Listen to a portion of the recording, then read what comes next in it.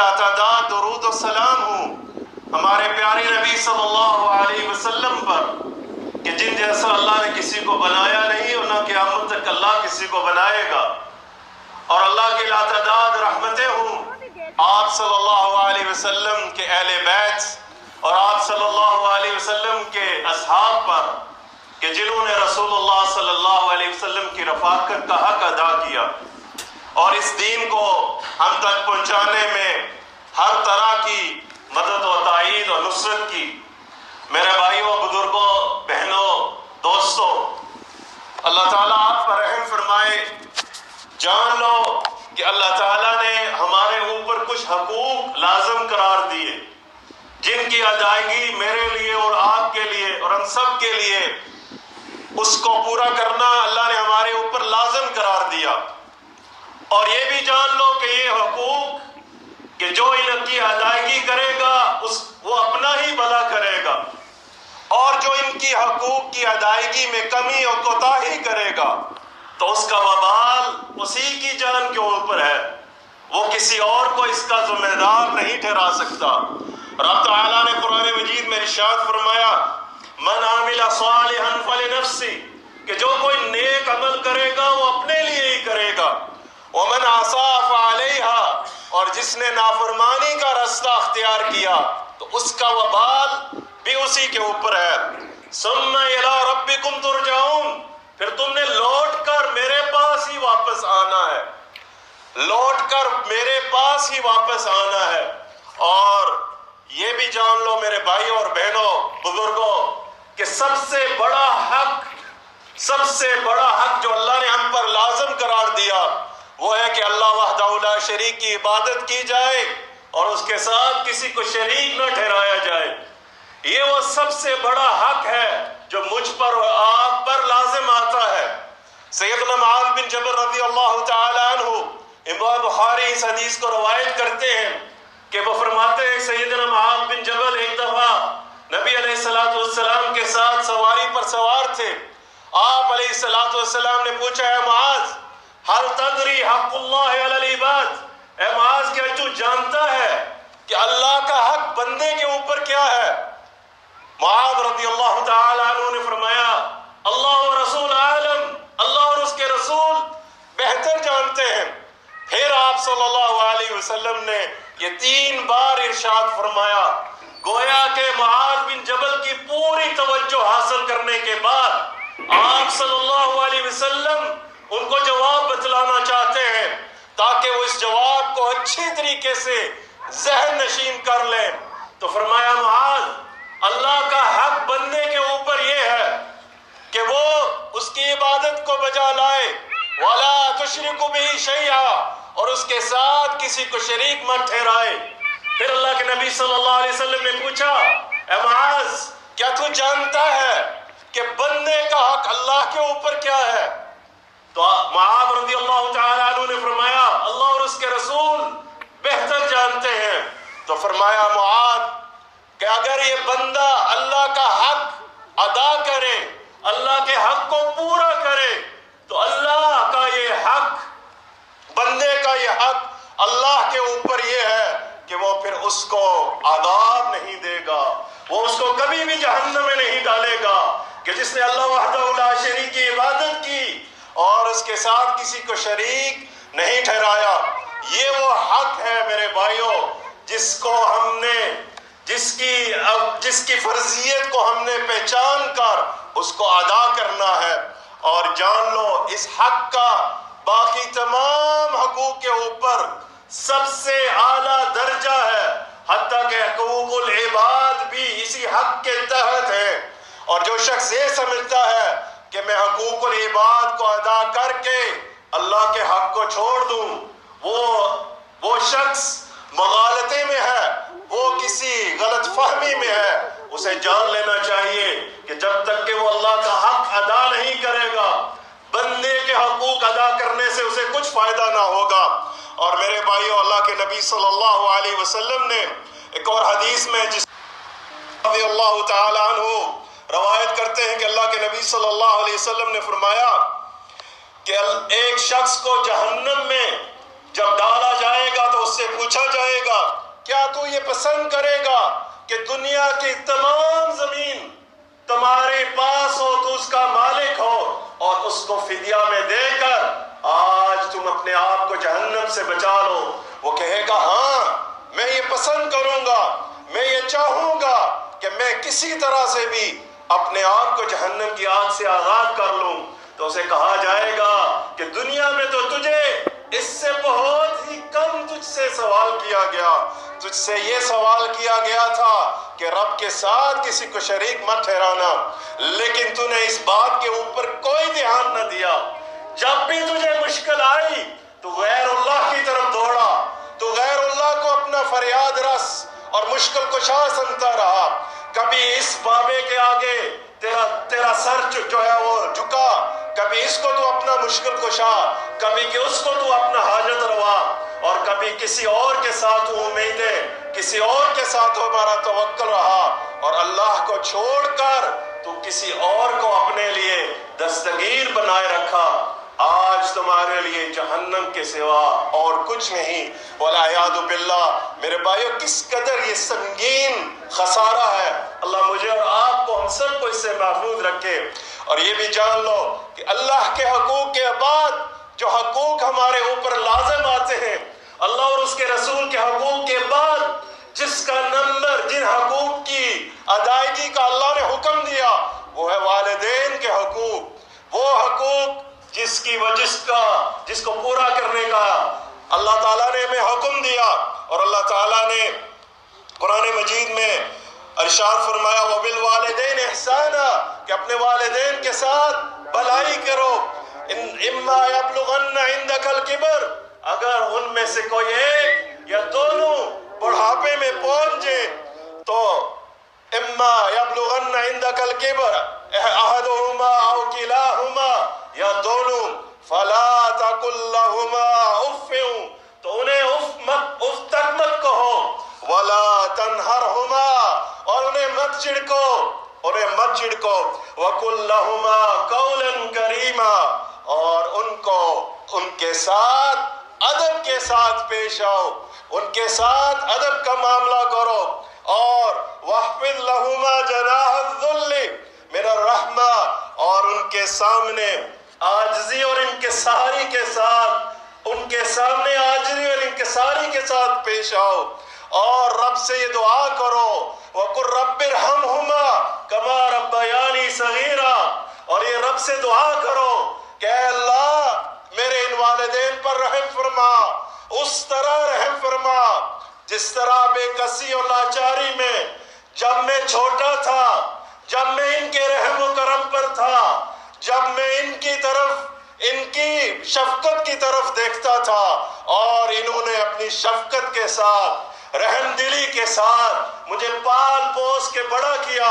اے اللہ آج میں تجھ سے سوال کرتا ہوں، اے اللہ تو بھی ان پر اسی طرح رحم فرما جس طرح انہوں نے بچپن میں میری پرورش کی۔ رب ارحمہما کما ربیانی صغیرا، اے اللہ ان پر اس طرح رحم فرما جس طرح انہوں نے بچپن میں میری پرورش کی۔ اور ایک اور مقام پر اللہ نے فرمایا، عیسیٰ علیہ السلام ان کا ذکر کرتے ہوئے اللہ تعالیٰ نے فرمایا وَبَرًّا بِوَالِدَتِي وَلَمْ يَجْعَلْنِي جَبَّارًا شَقِيًّا، اور فرمایا عیسیٰ علیہ السلام کے بارے میں، اور مجھے اپنے والدہ کے ساتھ بہتر سلوک کرنے والا بنایا، اللہ نے مجھے جابر اور بدبخت نہیں بنایا۔ اور یحییٰ علیہ السلام ان کے بارے میں اللہ تعالیٰ نے ارشاد فرمایا وَبَرًّا بِوَالِدَيْهِ وَلَمْ يَكُنْ جَبَّارًا عَصِيًّا، اور مجھے اپنے والدین سے ہمیشہ اچھا سلوک کرنے والا، اور میرے والدین سے ہمیشہ اچھا سلوک کرتے تھے۔ وہ یعنی یحییٰ علیہ السلام، ان کے بارے میں اللہ تعالیٰ نے فرمایا کہ وہ اپنے والدین سے اچھا سلوک کرتے تھے، اور کسی وقت بھی جابر اور نافرمان نہ تھے۔ یہ یحییٰ علیہ السلام کی صفات رب تعالیٰ نے اپنے قرآن میں بیان کی۔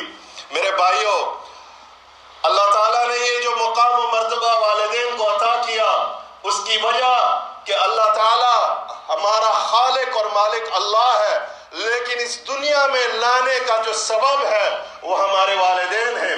ان کے ذریعے اللہ تعالیٰ نے ہمیں اس دنیا کے اندر پیدا کیا، اور اسی بات کو اللہ تعالیٰ نے قرآن مجید میں والدہ کے بھی تکالیف کو ذکر کرتے ہوئے فرمایا وَوَصَّيْنَا الْإِنسَانَ بِوَالِدَيْهِ إِحْسَانًا، اور ہم نے انسان کو حکم دیا کہ وہ اپنے والدین سے اچھا سلوک کرے۔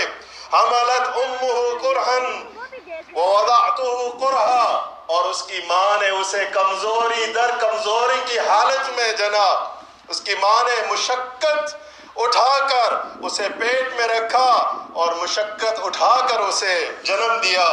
میرے بھائیوں، ابو ہریرہ رضی اللہ تعالیٰ عنہ روایت کرتے ہیں، نبی علیہ السلام کے پاس ایک آدمی آیا، اس نے کہا اللہ کے نبی صلی اللہ علیہ وسلم، میرے حسن سلوک کا سب سے زیادہ حقدار کون ہے؟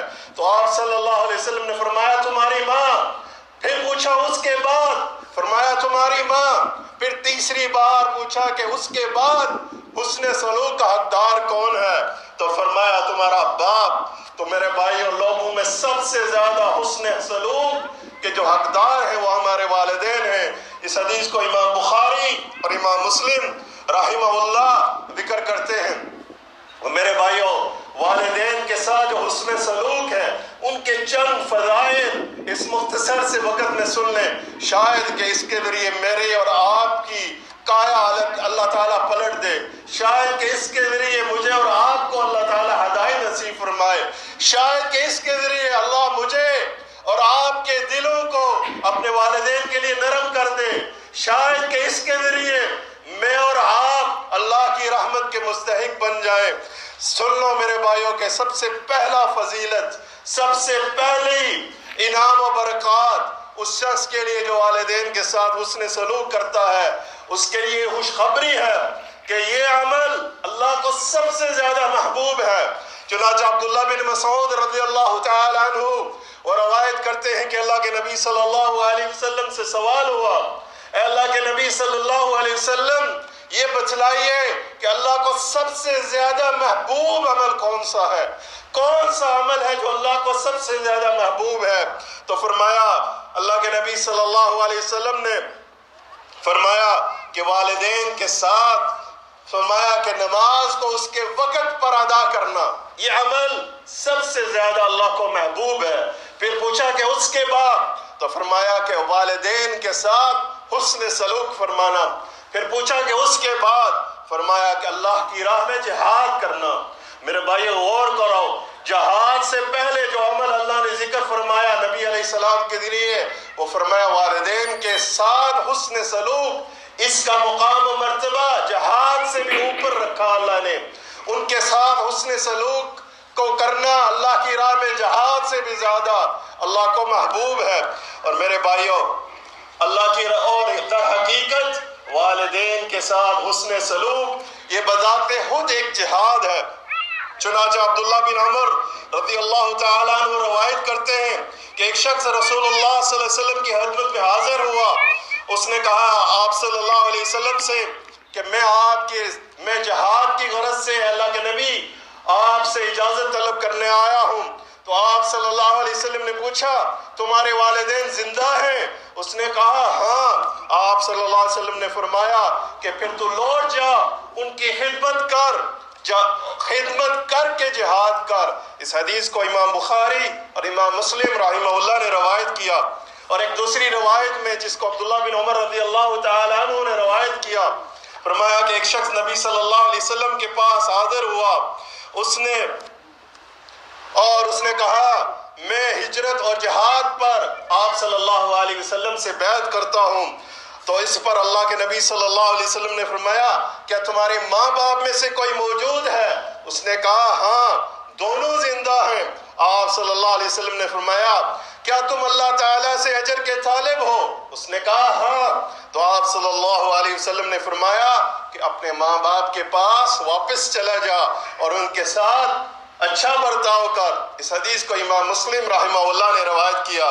اور میرے بھائیوں، یہ ہم والدین کے ساتھ حسن سلوک یہ جنت میں داخلے کا سبب ہے۔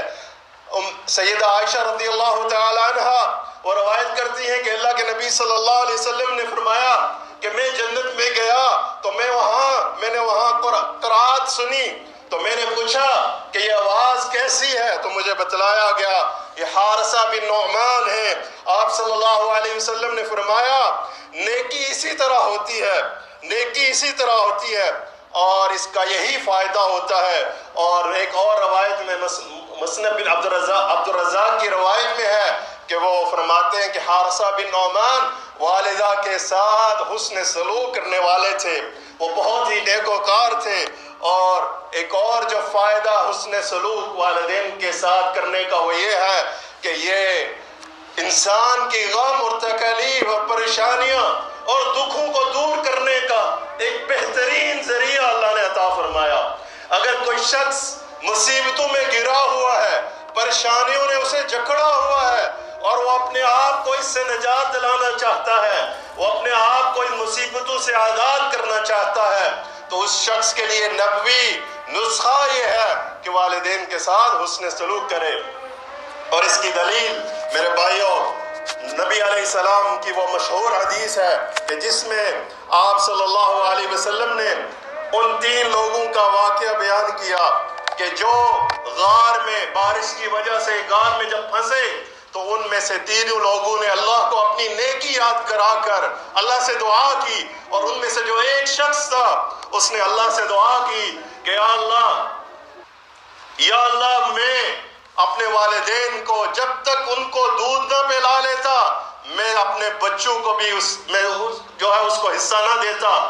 ایک دفعہ میری بکریاں رات کو واپس لوٹی، لیٹ واپس آئی اور میرے والدین سو گئے، تو اس اثناء میں دودھ کا پیالہ لے کر ان کی چارپائی کے پاس کھڑا رہا، ان کو جگانا بھی مناسب نہ سمجھا، اور جب تک کہ وہ خود نہ جاگے اور میرے بچے میرے پاؤں میں بلبلاتے رہے، لیکن میں نے ان کو دینا گوارا نہ کیا اپنے والدین کو دینے سے پہلے۔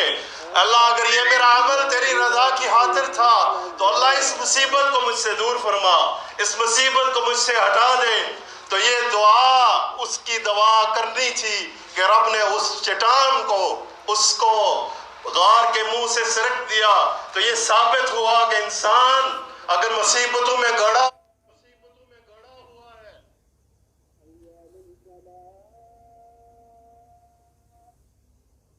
پھنسا ہوا ہے، تو رب سے دعا کرے اور والدین کے ساتھ جب حسن سلوک کرے گا تو وہ دعا اس کے لیے اللہ کے ہاں قبولیت کا سبب بنے گی۔ میرے بھائیوں اللہ تعالیٰ مجھے بھی اور آپ کو بھی عمل کی توفیق عطا فرمائے۔ بارک اللہ لی ولکم فی القرآن العظیم ونفعنی وإیاکم فیہ من الآیات وذکر الحکیم۔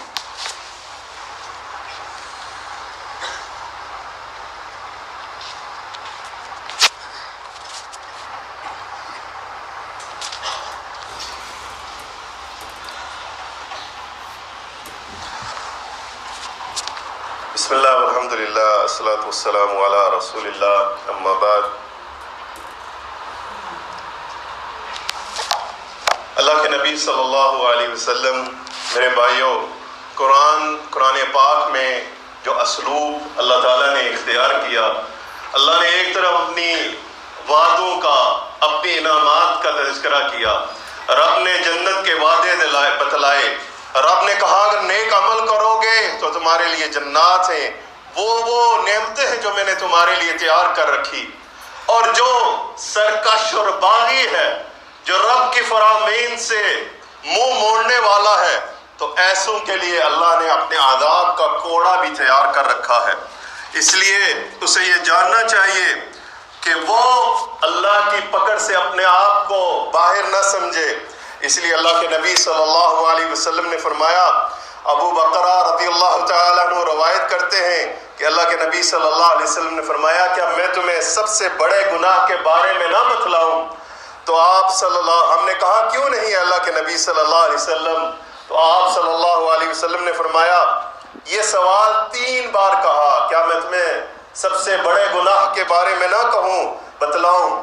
تو آپ صلی اللہ علیہ وسلم نے کہا سب سے بڑا گناہ وہ اللہ کے ساتھ شرک کرنا اور والدین کی نافرمانی کرنا ہے اور انہیں اذیت پہنچانا ہے۔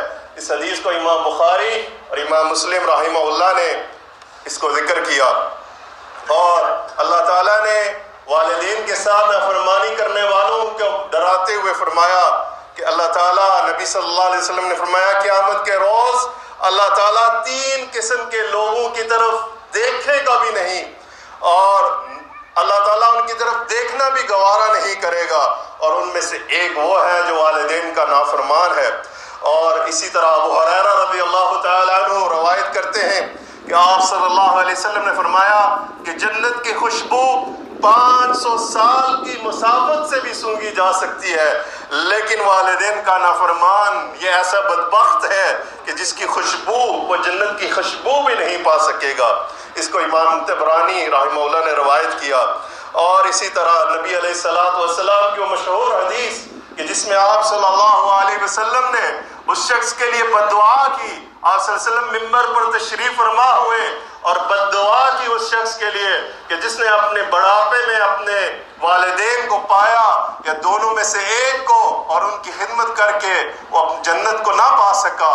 اللہ کے نبی نے اس کے لیے، جبرائیل امین نے اس کے لیے بد دعا کی، اور رحمت للعالمین نے اس کے اوپر آمین کہا۔ میرے بھائیو، کس قدر بدبختی ہے، اللہ مجھے بھی اور آپ کو بھی اس سے محفوظ رکھے۔ اور والدین یاد رکھیں کہ ایسا شخص نافرمان لعنتی ہے، ملعون ہے، لعنت زدہ ہے، اس کے اوپر اللہ کی لعنت ہے۔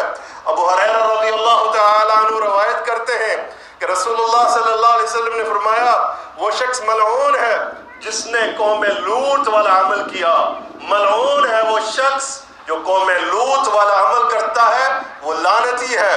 فرمایا وہ شخص ملعون ہے جس نے قوم لوط والا عمل کیا، فرمایا وہ شخص ملعون ہے جس نے قوم لوط والا عمل کیا، اور وہ شخص بھی ملعون ہے جس نے غیر اللہ کے لیے جانور ذبح کیا، جس نے غیر اللہ کے لیے جانور ذبح کیا وہ بھی لعنتی ہے۔ اور پھر فرمایا وہ بھی لعنتی ہے جس نے والدین کی نافرمانی کی اور ان سے بدسلوکی کی۔ اس حدیث کو امام طبرانی رحمہ اللہ نے روایت کیا۔ تو میرے بھائیوں، میرے عزیزوں، میرے بیٹوں، میرے بیٹیوں اور میرے عزیز محترم بھائیوں، یہ جو تاکید والدین کے حقوق کے بارے میں آئی ہے، اسے تعجب نہ جانا جائے، اس کے اوپر جو ہے حیرت نہیں ہونی چاہیے، کیونکہ اللہ تعالیٰ نے والدین کی جو رضا ہے اس کو اپنی رضا کے ساتھ جوڑا۔ چنانچہ اللہ کے نبی صلی اللہ علیہ وسلم نے فرمایا کہ اللہ تعالیٰ نے والد کی رضا کے ساتھ اپنی رضا کو رکھا، کہ جس کا والد اس سے راضی تو اس رب بھی اس سے راضی۔ اللہ تعالیٰ مجھے بھی اور آپ کو بھی اپنے والدین کی رضا عطا کرنے والا بنائے، ہمیں اپنے والدین کی رضا عطا فرمائے۔ میرے بھائیوں، اور یہ بھی جان لیجئے، یہاں ایک 2 واقعات جو امام بخاری رحمہ اللہ نے روایت کیے، اور یہ واقعات ہیں اہل الحدیث کا منہج جو ہے وہ قال اللہ وقال رسول اور منہج الصحابہ۔ ہمارے پاس made in India, made in Pakistan کی کوئی بات نہیں، قصے کہانیاں سنانا یہ ہمارے منہج میں سے نہیں۔ اہل الحدیث وہ بات کرتے ہیں جو اللہ کی کتاب سے ہو، جو نبی کی سنت سے ہو، اور جو صحابہ کے طریقے سے ہو۔ اتھینٹک بات، بنی بنائے قصے نہیں میرے بھائیوں۔ چنانچہ یہاں 2 قصے، جو 2 واقعات جس کو امام بخاری رحمہ اللہ روایت کرتے ہیں، اور ایک واقعہ وہ یہ ہے کہ جو جریج رحمہ اللہ، جو بنی اسرائیل میں سے ایک نیک شخص تھا، امام بخاری رحمہ اللہ وہ روایت کرتے ہیں ابو ہریرہ رضی اللہ تعالی عنہ سے، وہ فرماتے ہیں نبی صلی اللہ علیہ وسلم نے فرمایا کہ بنی اسرائیل میں ایک نیک شخص تھا جس کا نام جریج تھا، وہ اللہ تعالیٰ کا عبادت گزار تھا۔ ایک دفعہ وہ عبادت میں، نماز میں مشغول تھا، اس کی والدہ نے اس کو آواز دی اور وہ نفلی عبادت میں مشغول ہے۔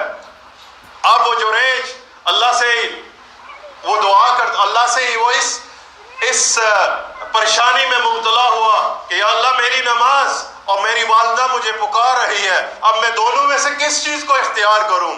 ایسے میں اس کی والدہ واپس لوٹ جاتی ہے، کچھ دیر بعد وہ پھر واپس آتی ہے اور جریج کو آواز دیتی ہے، پھر وہ اسی کشمکش میں مبتلا ہوتے ہیں، اور پھر آخرکار والدہ اسے ناراض ہو کر بد دعا دیتی ہے کہ جریج اللہ تجھے اس وقت تک موت نہ دے جب تک تو کسی بدکار عورت کا منہ نہ دیکھ لے. تو چنانچہ جریج رضی اللہ جریج رحمہ اللہ ان کے جہاں ان کی کٹھڑیاں تھی جہاں پہ وہ اللہ کی عبادت کیا کرتے تھے، وہاں پر ایک عورت، بدکار عورت، اس نے چاہا کہ وہ جریج کو فتنہ میں مبتلا کرے. اس نے انہیں اپنی طرف متوجہ کرنے کی کوشش کی لیکن انہوں نے اس کی طرف توجہ نہ کی. چنانچہ وہ بدکار عورت جا کر ایک چرواہے کے ساتھ زنا کرتی ہے اور پھر اس سے ایک بچہ جنم دیتا ہے اور پھر لوگوں کو کہتی ہے کہ یہ جریج کا بچہ ہے، اس کا باپ جریج ہے. لوگ غصے میں آ جاتے ہیں کہ یہ جو اللہ کی عبادت کرنے والا بڑا متقی اور پرہیزگار ہے، یہ اس کے عمل ہیں. غصے میں آ کر اس کی جھونپڑی کو جلا دیتے ہیں. یہ دیکھ کر جریج وضو کرتے ہیں، نماز کے لیے کھڑے ہوتے ہیں اور پھر اللہ سے دعا کرنے کے بعد اس بچے کو حکم دیتے ہیں، اس سے پوچھتے ہیں کہ بتلا کہ تیرا باپ کون ہے. تو وہ بچہ اللہ کے حکم سے بولتا ہے کہ میرا باپ فراواں چرواہا ہے. اور یہ وہ ان 3 بچوں میں سے ہے جو نبی علیہ السلام نے فرمایا کہ وہ جو گود میں 3 بچے جو بولے، یہ ان 3 بچوں میں سے ایک بچہ یہ وہ تھا کہ جس نے جریج کی بے گناہی کی گواہی دی. میرے بھائیوں، ایک دوسری جو عظیم قصہ جس کو امام بخاری رحمہ اللہ نے ذکر کیا وہ ہے سیدنا اویس القرنی رحمہ اللہ کہ جو قبیلہ قرن میں سے تھے. چنانچہ آپ صلی اللہ علیہ وسلم نے عمر رضی اللہ تعالی عنہ کو بتلایا کہ قرن قبیلے میں سے یمن میں سے ایک شخص آئے گا کہ جس کا نام اویس بن عامر ہے اور قبیلہ قرن میں سے ہوگا. اس کو برس کی بیماری ہوگی اور وہ برس کی بیماری اللہ اسے صحتیابی عطا کر دے گا، سوائے 1 درہم کے برابر اس کے اوپر نشان رہے گا اور وہ اپنے والدہ کے ساتھ حسن سلوک کرنے والا ہوگا.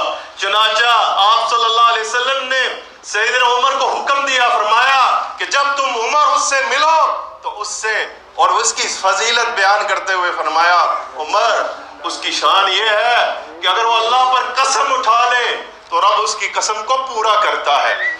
اور عمر کو فرمایا کہ جب تم اس سے ملو تو اس سے کہنا کہ اویس عمر کے لیے دعا کرو. اللہ اکبر. امیر المومنین سیدنا عمر بن خطاب رضی اللہ تعالی عنہ، ابو بکر صدیق کے بعد جن کا مقام و مرتبہ ہے اس امت کے اندر، اس کو اللہ کے نبی صلی اللہ علیہ وسلم حکم دے رہے ہیں کہ عمر اس سے کہنا کہ میرے لیے دعا کرے. چنانچہ عمر رضی اللہ تعالی عنہ جب بھی یمن سے قبیلے آتے حج کے لیے آتے تو ان سے بھی پوچھتے، حتیٰ کہ جب انہیں اس شخص کو وہ ملا اور آپ نے اس سے وہ تمام خصوصیات جن کا ذکر آپ صلی اللہ علیہ وسلم نے کیا اس کے بارے میں پوچھا. اس نے کہا ہاں میں قبیلہ قرن میں سے ہوں، مجھے برس کی بیماری تھی جس کے بعد اللہ نے مجھے تندرستی دی. اور پھر فرمایا کہ ہاں میری ماں ہے. اور تو آپ رضی اللہ تعالیٰ عنہ نے فرمایا کہ اویس عمر کے لیے دعا کرو، عمر کے لیے دعا کرو اللہ سے. چنانچہ اویس بن کرنی ان کے لیے دعا کرتے ہیں اور پھر عمر فرماتے ہیں اویس تم کس طرف جانا چاہتے ہو؟ فرمایا میں کوفہ کی طرف جانا چاہ رہا ہوں، میں کوفہ کی طرف جاؤں گا. کہا میں تمہارے لیے کوفہ کے گورنر کی طرف خط لکھ دیتا ہوں. فرمایا اویس رحمہ اللہ نے فرمایا کہ میں اللہ کے خاکسار بندوں میں سے رہنا پسند کرتا ہوں، مجھے اس کی ضرورت نہیں. چنانچہ آپ نے سیدنا عمر رضی اللہ تعالیٰ عنہ کی جو مدد کی آفر تھی اس کو نہ لیا اور اس خاکساری ہی میں رہنا پسند فرمایا. میرے بھائیو، یہ اس وجہ سے کہ اویس القرنی یہ وہ شخص تھا جو نبی علیہ السلام کے دور میں تھے لیکن والدہ کی خدمت کی وجہ سے وہ آپ صلی اللہ علیہ وسلم کی خدمت میں حاضر ہو کر صحابی کا رتبہ نہ پا سکے چونکہ والدہ کی خدمت میں مشغول تھے. اور ان کی وفات کے بعد جب وہ آئے تو اللہ کے نبی صلی اللہ علیہ وسلم کو اللہ نے وحی کے ذریعے خبردار کیا، اس سارے معاملے کے بارے میں بتلایا. میرے بھائیو، یہ وہ عظیم برکات ہیں، صفات ہیں جو رب تعالیٰ نے میرے لیے اور آپ کے لیے رکھی ہیں کہ والدین کی جب خدمت کو بجا لایا جائے تو انسان اس کو پورا کرنے والا دنیا میں بھی سعادت مند اور آخرت میں بھی اللہ کے عظیم اجر و ثواب کا حقدار ٹھہرے گا۔ اللہ مجھے بھی اور آپ کو بھی اس میں سے بھرپور حصہ عطا فرمائے۔ ان اللہ و ملائکتہ یصلون علی النبی یا ایھا الذین آمنوا صلوا علیہ وسلموا تسلیما۔ اللهم صل علی محمد وعلی آل محمد کما صلیت علی ابراہیم